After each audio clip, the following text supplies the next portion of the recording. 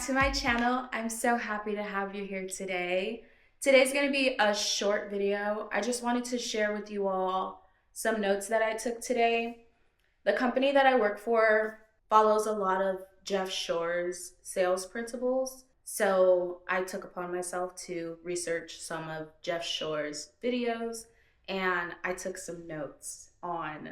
So the video I watched today was Jeff Shore sales training for real estate. It was real estate in 5 minutes or something. And so for starters, I put, you'll always remember the first home you sell. And I put a few exclamation marks next to that. He seemed very enthusiastic about his memories around selling his first home. I actually have not sold my first home yet, so I'm super excited for that day. I'm anticipating it. I'm interested to know how it's gonna happen. So I definitely believe that to be true. And so I wrote that down. And then the overall question of the video was how to sustain the early. He said, it's not about how quickly you come out the gate. It's about how you build habits early to sustain your career. He said that when a lot of real estate agents come into the industry, they're super excited and enthusiastic, super driven, and they make their first sell. And eventually a struggle that they commonly encounter is keeping up with that momentum, like continuing to make sales, continuing to stay motivated and inspired as time passes. So he said, in order to prevent being in that situation, you have to take hold of 3 key fundamentals. He called these the 3 fundamentals, 3 pillars of success. So number 1 is fuel the positive energy. Let's start that over. So number 1 is to fuel the positive. Positive energy is organic in the beginning, but over time, positive energy has to be intentional and purposeful. Negativity will find you in this industry because of emotions and just all the technicalities throughout the process, like the sales process. It says, fight it off proactively.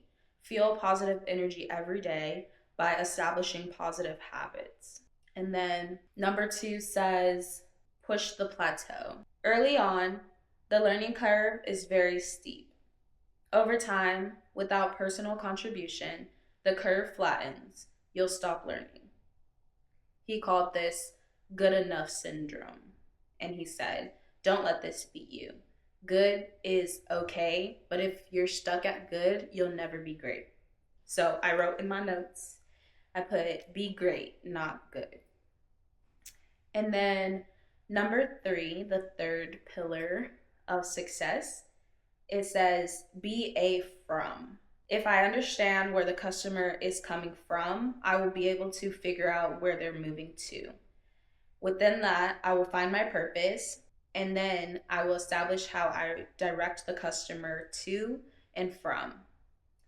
I will say with that one, he didn't really do much explaining on what he meant by that, so I'll probably have to do a little bit more research on how to wrap my mind around that concept. I do understand, as far as real estate and home sales, everyone lives somewhere, so whether they're coming from an apartment and paying rent, or are they coming from a home that they bought a long time ago? Or are they coming from a house that they inherited? Or are they selling their current home and moving? Are they moving states? That's how I'm currently comprehending that one. How do I help them in the process of renting to buying? And how do I educate them on that? How do I help them transitioning from different states? Do they have kids? Do I need to inform them about the area and the school district, their commute from work to my current location or another location? That's how I took that. But number 2, push the plateau. I definitely resonated a lot with that one because as a beginner in real estate, the learning curve definitely really is steep. I think a lot of people in real estate, they start out not knowing what is going on, and they're just continuing to educate themselves as much as possible. As far as myself, I've been so curious. I'm asking so many questions, doing so much research. So I can definitely see where down the line, maybe in a few years, where I'm not educating myself as much as possible or as frequently as I am now, because at that point, I hope I'm somewhat an expert in this field. So I definitely underline good enough syndrome so that in the future, when I look back at my notes, I can reference that and remind myself to continue to educate myself on different aspects of the industry, or even do some personal development as often as I can, because I want to be great. And then fuel the positive.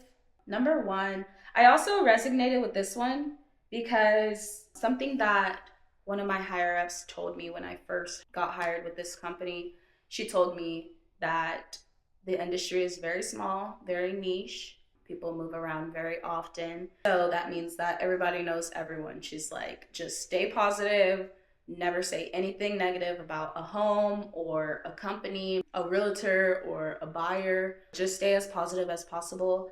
And because you're encountering people from so many different walks of life, I do understand why he says negativity will find you, especially with home buying.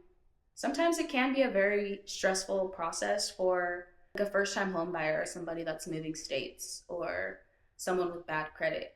So I do think that it is important to not let other people's energy disturb your peace and your positivity, because every day I have to come into work and be as driven as possible so that I can be effective and efficient and have some slow growth every day. I want to see results.